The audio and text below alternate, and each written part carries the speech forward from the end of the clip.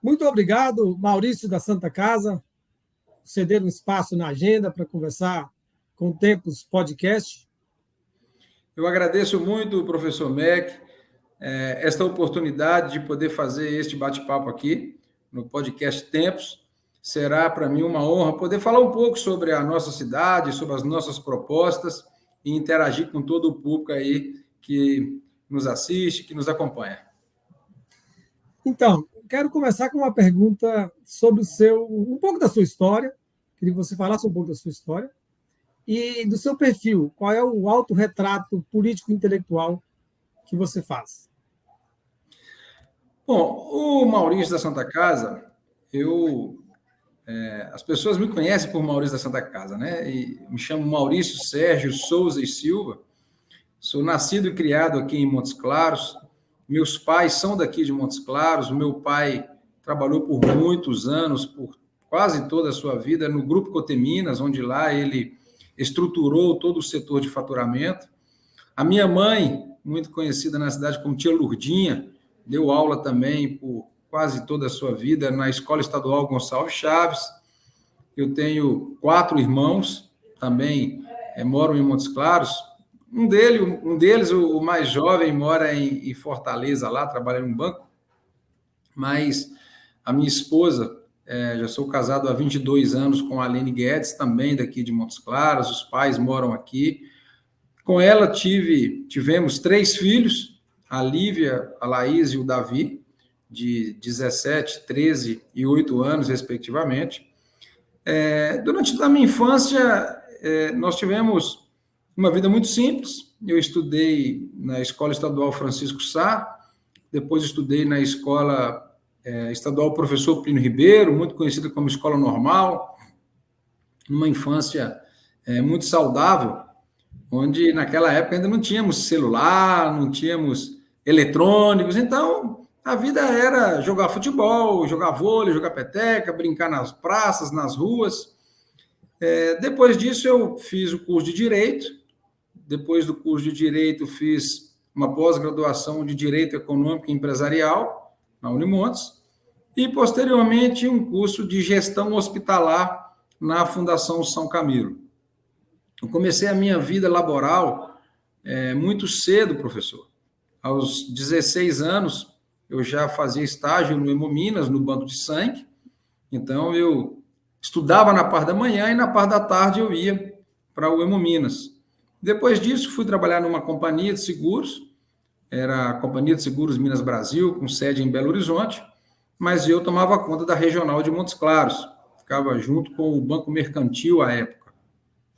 E aí fui trabalhar em outras 2 multinacionais de telecomunicações, a TIM e a Claro.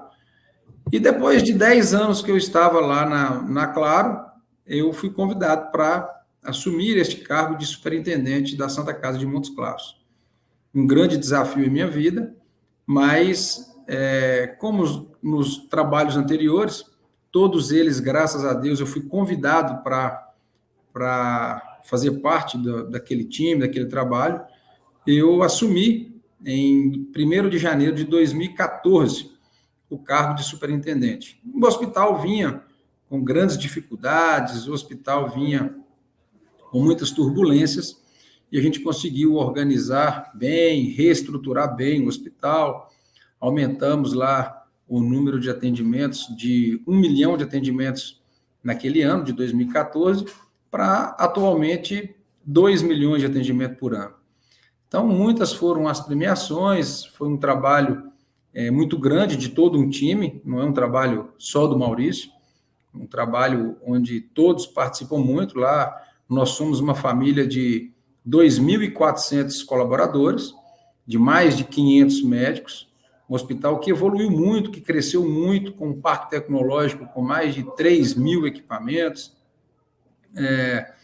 como segunda maior maternidade do estado de Minas Gerais, referência na oncologia, na nefrologia, referência no AVC, referência na oncologia, enfim, quase todas as especialidades onde a Santa Casa atua, e ela se destaca muito bem, inclusive na área de transplantes, que poucos hospitais têm.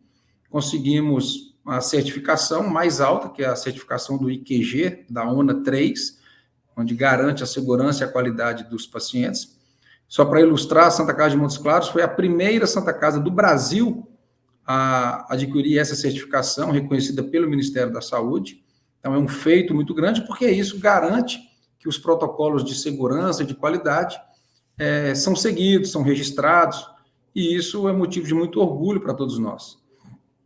Então, o Maurício é essa pessoa simples, essa pessoa que trabalha pensando sempre na gestão de pessoas e que procura cada vez mais servir a população.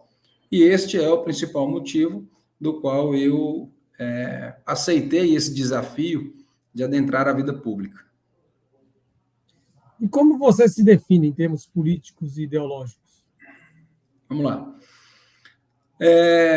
Uma pessoa que luta muito pelos valores dos quais eu me identifiquei com o partido. Uma pessoa de muita luta a favor da vida, a favor da família, na luta contra o aborto, na luta contra as drogas, na luta a favor da propriedade privada. Enfim, eu procurei, inclusive, um partido que tinha esse perfil, que tinha essa linha de tratamento, focando no bem-estar, na qualidade de vida do cidadão, buscando no quesito segurança. Enfim, ideologicamente falando, o meu perfil é um perfil muito parecido, muito semelhante a isso que o PL, que é o Partido Liberal, traz. Inclusive, eu até falo com as pessoas, se eu não fosse candidato pelo PL, eu não seria candidato por nenhum outro partido, justamente porque são coisas que eu defendo. Eu não gosto, não aceito nenhum tipo de injustiça com as pessoas, eu procuro sempre ser muito justo, ser muito correto. Precisamos fazer as coisas com muita transparência. Então, ideologicamente falando, eu me sinto um liberal, uma pessoa que vai, de fato, nesta linha de raciocínio. Maurício, por que o eleitor de Montes Claros deveria votar em você no dia 6 de outubro? Uma vez que você... Pergunta, viu, professor? Mas vamos lá. Eu penso que nós vivemos num momento do nosso país, da nossa cidade, num momento muito frágil e que, inclusive, a gente está convivendo com uma inversão de valores. Eu acho que muita gente está pensando assim, o que está errado está certo, o que está certo está errado. Mas o eleitor, ele tem alguns motivos importantes para eleger o Maurício. Eu já demonstrei a minha expertise com relação à gestão, eu já demonstrei que nós não fizemos nenhum tipo de conchave, nenhum tipo de acordo, nenhum tipo de negociação com secretarias, com cargos. Nós estamos saindo limpos e puros, sem nenhuma outra negociação, e isso é muito importante para podermos ter governabilidade. Nós enfrentamos grandes desafios, nós passamos por uma pandemia onde faltava insumos no Brasil inteiro, no mundo, e nós atendemos mais de 2 milhões de pessoas em todo o norte de Minas. Então, nesses 10 anos, à frente de um dos 30 maiores hospitais do Brasil, eu já demonstrei isso. Além disso, eu venho demonstrando claramente a minha relação com os nossos colaboradores, com os nossos parceiros, com a sociedade, e eu me sinto muito preparado, até porque, atualmente, eu estou temporariamente afastado, mas como vice-presidente da ACI, Associação Comercial e Industrial de Montes Claros, sempre participando também na parte da indústria, do comércio, de forma que eu compreendo perfeitamente o que nós precisamos e quais são as necessidades do comércio e da indústria. Eu também sou empresário na área da tecnologia.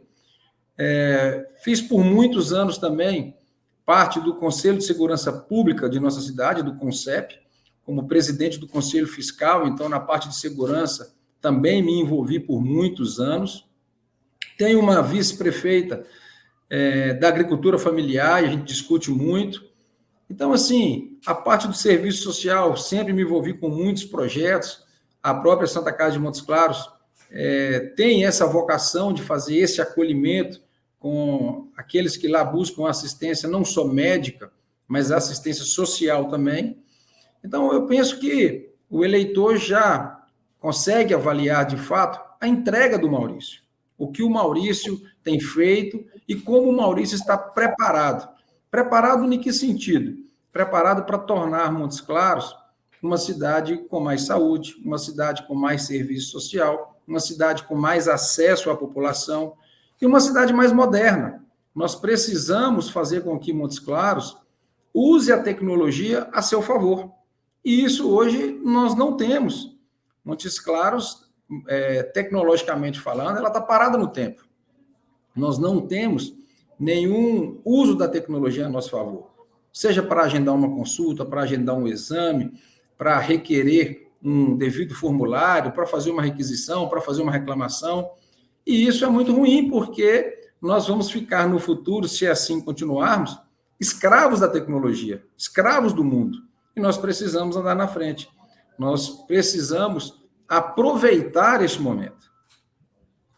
Você tem uma experiência clara na gestão de saúde, embora não seja gestão pública, né? Mas Sim. o que você tem a dizer em outras áreas, né? Como educação, cultura, infraestrutura, segurança pública, que você falou de passagem.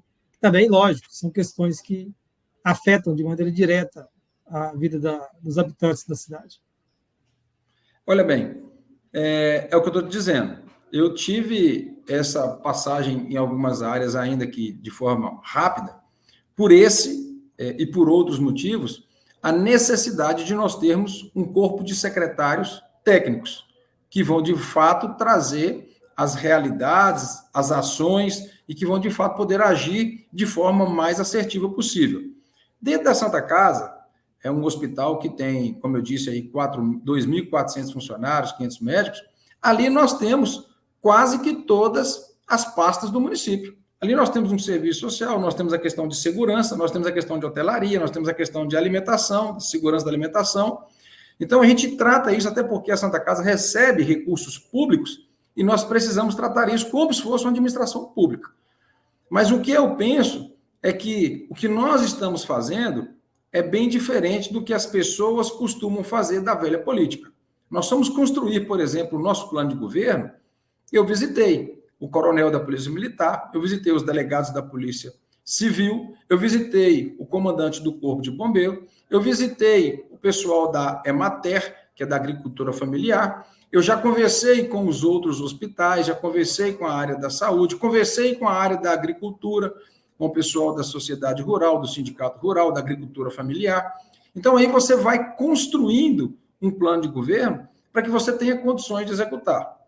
A questão de você ter uma administração pública, aí são formalidades. O que nós precisamos ter são profissionais para que isso funcione. O que nós precisamos ter é um bom relacionamento com o Estado, com o governo federal, para assim trazermos para cá mais recursos. E com essas pessoas técnicas, nós vamos fazer com que a cidade se desenvolva, vamos fazer com que a cidade tenha mais tecnologia, traga e atraia para cá mais empresas para gerar riqueza, porque gerar somente emprego e renda, não penso que vai resolver, mas se gerar riqueza, aí sim nós vamos ter a nossa população muito melhor servida, com muito mais acesso, com muito mais dignidade. Maurício, você tem alguma pessoa, alguma liderança do mundo político na qual você se inspira e qual prática dessa liderança você gostaria de levar para a sua gestão, caso seja eleito? Olha, do mundo político, tem algumas pessoas que eu tenho como referência. Não tem que ser só do mundo político, pode ser fora dele também. Até porque a pessoa fala às vezes de ídolo, diz aquilo, eu tenho referência. Eu tenho uma referência que eu carrego comigo há muitos anos, que é a Madre Teresa de Calcutá. A Madre Teresa de Calcutá, ela é uma pessoa simples, uma pessoa de fé, é uma pessoa que venceu e superou todas as suas dificuldades, que acreditou nos seus propósitos e que teve uma vida de servidão. E, com toda franqueza, não porque eu sou candidato, mas se você conversar com as pessoas que convivem comigo, a minha maior felicidade, a minha maior alegria é poder servir, é poder, de fato, conviver com uma pessoa que eu pude ajudar, que eu pude, de alguma forma, contribuir para a alegria, para a felicidade dele. O meu pai sempre colocou para mim uma frase que eu carrego comigo. Maurício, nós estamos aqui neste mundo com um único propósito, o propósito de servir. E nas instituições por onde eu ando, a gente acaba também associando algumas coisas. E eu entendo, professor, que, de fato, para mim, o que eu carrego comigo é que nós estamos aqui para servir e para fazer progresso. Eu penso que nós temos que dar a nossa contribuição. E, particularmente, eu entendo que Montes Claros está tendo uma grande oportunidade de dar a sua contribuição para a construção de um país melhor. Maurício, eu agradeço a sua disposição de falar com a gente e te passo a palavra para fazer suas considerações finais. Eu agradeço também a oportunidade. Quero mandar uma mensagem aqui muito objetiva para todos que estão nos assistindo. O Maurício da Santa Casa e a Patrícia Fuji estão prontos, estão preparados para fazer uma Montes Claros melhor, para fazer uma Montes Claros com foco nas pessoas, para fazer uma Montes Claros onde todos vão ter o acesso, para trazer a tecnologia, para modernizar a nossa cidade. Estamos sempre pensando em servir as pessoas. E nós precisamos ter um esporte mais presente na vida das pessoas, nós precisamos ter um serviço social mais atuante, nós precisamos ter uma saúde, de fato, ativa, eficiente. Nós não podemos conviver com um município com um orçamento de 2 bilhões, com mais de 300 milhões em caixa e com mais de 10 mil pessoas na fila de espera, aguardando uma tomografia, aguardando uma ressonância. Então, é para isso que nós estamos nos colocando à disposição da população, para podermos fazer uma Montes Claros melhor, com mais acesso, mais moderna e com foco no bem-estar e na qualidade de vida do cidadão montesclarense. Obrigado, grande abraço. Estou às ordens. Grande abraço para você, muito obrigado pela oportunidade.